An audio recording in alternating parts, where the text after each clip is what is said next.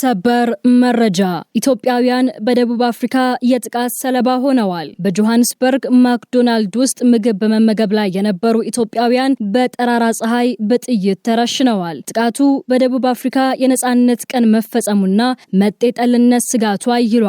በሌላ በኩል የሱዳን የጦር መሪዎች ህዝባቸው በረሃብ እየረገፈ ባለበት ወቅት በዱባይ የ17 ሚሊዮን ፓውንድ የቅንጦት ቤቶችን ሲገዙ መጋለጡ ተሰምቷል። ፕሬዝዳንት ትራምፕ የኢራንን አዲስ የድርድር ሐሳብ አልተቀበልኩትም በማለት ወደ ሲቹዌሽን ሩም ገብተዋል። በሜክሲኮ ደግሞ የባህር ኃይል ኮማንዶዎች አንድም ጥይት ሳይተኩሱ የእጽ ንጉሱን በቁጥጥር ስር አውለዋል። እነዚህን ሰበር መረጃዎች በዝርዝር ይዘን ቀርበናል። እስከ መጨረሻው አብራችሁን ቆዩ።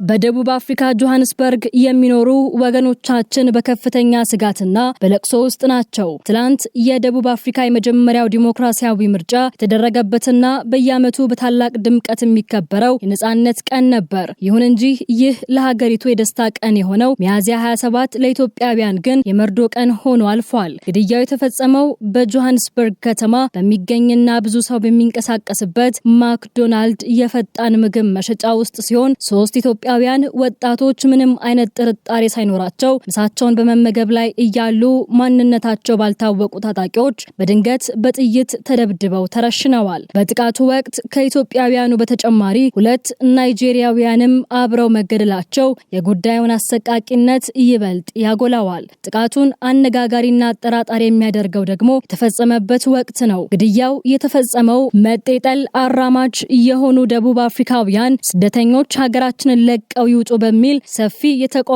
ሰልፍ ለማድረግ ዝግጅት እያደረጉና የጥላቻ ቅስቀሳ እያካሄዱ ባሉበት ወቅት ነው። ይህም ጥቃቱ በዘፈቀደ የተፈጸመ ሳይሆን ስደተኞችን ለማስፈራራት የታለመ መጤጠል ጥቃት ሊሆን ይችላል የሚል ከፍተኛ ጥርጣሬን በኢትዮጵያ ኮሚኒቲ አባላት ዘንድ ፈጥሯል። ይሁን እንጂ የጆሃንስበርግ ፖሊስ እስካሁን ጥቃቱን የፈጸሙትን ሰዎች በቁጥጥር ስር አላዋለም። እንዲያውም አንድ የፖሊስ መኮንን በሰጠው መግለጫ ግድያው ኢትዮጵያውያኑ እርስ በርሳቸው ባላቸው የንግድ ፉክክር ወይም የግል ቂም የተነሳ የተፈጸመ ሲሆን ሊሆን ይችላል የሚል ጥርጣሬ እንዳለው ተነግሯል። ይህ የፖሊስ አስተያየት ግን በስደተኞች ዘንድ ከፍተኛ ቁጣን ቀስቅሷል። ኮሚኒቲው ፖሊስ ጥቃቱን ከመጤጠልነት ነፃ ለማድረግና ኃላፊነትን ለመሸሽ እየሞከረ ነው ሲልም ወንጅሏል። በደቡብ አፍሪካ የሚኖሩ ኢትዮጵያውያን ባለፉት ጥቂት ወራት ተከታታይ ግድያዎችና ዘረፋዎች እየተፈጸመባቸው መሆኑ ይታወቃል። የትላንቱ ጥቃት ግን በጠራራ ፀሐይና በህዝብ መሳለጫ ቦታ መፈጸሙ ስደተኞች በሀገሪቱ ያላቸው ደህንነት እጅግ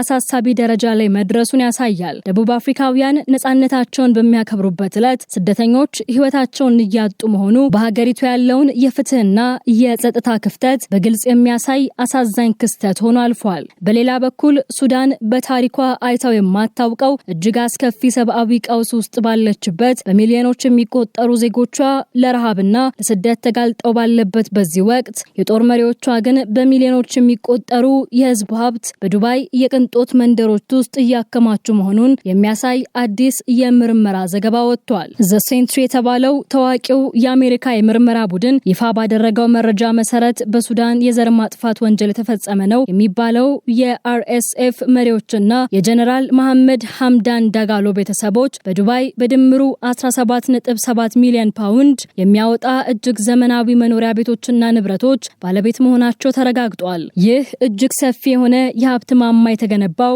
ከሱዳን በሚዘረፍና በድብቅ ወደ ዱባይ በሚላክ ወርቅ መሆኑን ዘገባው ያመለክታል። ጀነራል ሄሜቲ በ2017 ዓ.ም በዳርፉር የሚገኘውን የሀገሪቱን ትልቁን የወርቅ ማዕድን ከተቆጣጠሩ በኋላ ወርቁን ወደ ዱባይ ገበያ በማውጣት ወደ ጠንካራ ዶላር ሲቀይሩት ቆይተዋል። ይህ ወርቅ ነው ዛሬ ሱዳንን እያደማ ላለው ጦርነት መሳሪያ መግዣና ለጀነራሎቹ ቤተሰቦች የቅንጦት ህይወት ምንጭ እየሆነ ያለው። የምርመራ ዘገባው እንደሚያሳየው ዱባይ ለጦር መሪዎቹና ለሀብታቸው አስተማማኝ መጠጊያ በመሆን እያገለገለች ትገኛለች።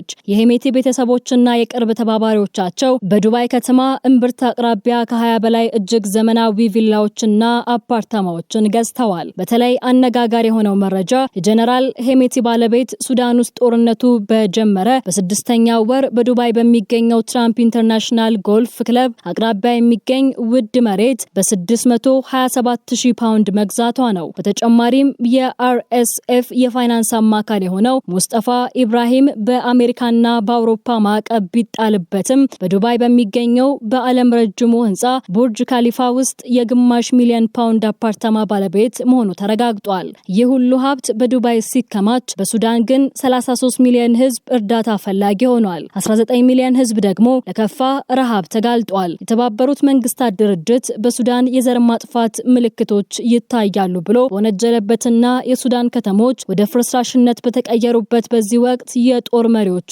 የሀገሪቱን ሀብት ለግል ጥቅማቸው ማዋላቸው በታሪክ የሚጠየቁበት ትልቅ ወንጀል መሆኑን የምርመራ ቡድኑ አሳስቧል። የሱዳን ወርቅ በዱባይ ገበያ ወደ ሚሳኤል እየተቀየረ ሱዳንን እያደማት ባለበት በዚህ ወቅት ዓለም አቀፉ ማህበረሰብ በእነዚህ ንብረቶች ላይ አስቸኳይ እርምጃ እንዲወስድ ከፍተኛ ጫና እየተደረገ ነው። በመካከለኛው ምስራቅ ለ2 ወራት የዘለቀውን ጦርነት ለማቆም የተጀመረው የዲፕሎማሲ ጥረት አሁን ትልቅ እንቅፋት ገጥሞታል። ትላንት ፕሬዝዳንት ዶናልድ ትራምፕ ከብሔራዊ ደህንነትና ከውጭ ጉዳይ አማካሪዎቻቸው ጋር በዋይት ሃውስ ባደረጉት ስብሰባ ኢራን ያቀረበችውን አዲስ የድርድር ሐሳብ ውድቅ አድርገዋል። እንደ ሮይተርስና ሲኤንኤን ዘገባዎች ከሆነ ትራምፕ በኢራን እቅድ ደስተኛ አይደሉም። ኢራን ያቀረበችው ሐሳብ በመጀመሪያ ጦርነቱ ይቁም፣ የሆርሙዝ ሰርጥ ይከፈት፣ የኒውክሌር ጉዳይን ግን ለሌላ ጊዜ እናቆየው የሚል ቢሆንም ትራምፕ ግን ይህንን በፍጹም አልተቀበሉትም። ትራምፕ ድርድሩን ውድቅ ያደረጉበት ዋናው ምክንያት የኒውክሌር ጉዳይ ነው። ዋይት ሃውስ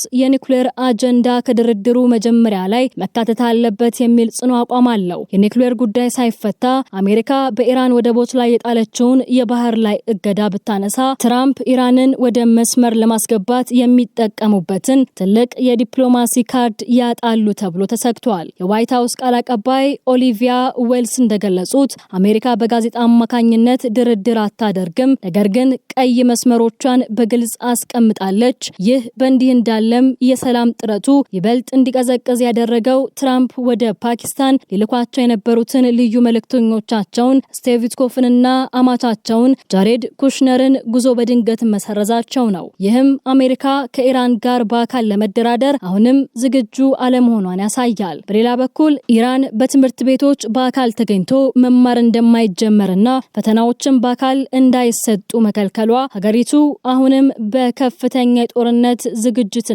የውስጥ ደህንነት ስጋት ውስጥ መሆኗን የሚያሳይ ነው። የትራምፕ በመጀመሪያ ኒውክሌር የሚል ግትር አቋምና የኢራን በመጀመሪያ ጦርነቱ ይቁም የሚል ጥያቄ መካከለኛው ምስራቅን ወደማያልቅ ውጥረት እየገፋት ይገኛል። በሜክሲኮና በአሜሪካ ድንበር ላይ ለረጅም ጊዜ ሲፈለግ የነበረውና የዓለምን የዝውውር በበላይነት ሲመራ የቆየው ታዋቂው የካርቴል መሪ አውዲያስ ፍሎሬስ ወይም በቅጽል ስሙ ኤር ጋርዲኖሮ በቁጥጥር ስር ውሏል። ይህ እስራት የተፈጸመው በሜክሲኮ የባህር ኃይል ልዩ ኮማንዶዎች በተመራና አንድም ጥይት ሳይተኮስ እጅግ ስኬታማ በሆነ ሚስጥራዊ ኦፕሬሽን ነው። ለ19 ወራት ያህል ጥብቅ ክትትል ሲደረግበት የቆየው ይህ ግለሰብ በሜክሲኮ ፓሲፊክ የባህር ዳርቻ ላይ ሰፊ ግዛቶችን የሚቆጣጠር የጋሊስኮ ካርቴል ቁልፍ መሪ ነው። ኤል ጋርዲኔሮ ተከቦ በነበረበት ወቅት በ60 ታጣቂዎችና በ30 ተሽከርካሪዎች ቢጠበቅም 500 የሚጠጉ የሜክሲኮ ወታደሮችና 6 ሄሊኮፕተሮች በድንገት ከበውት እጅ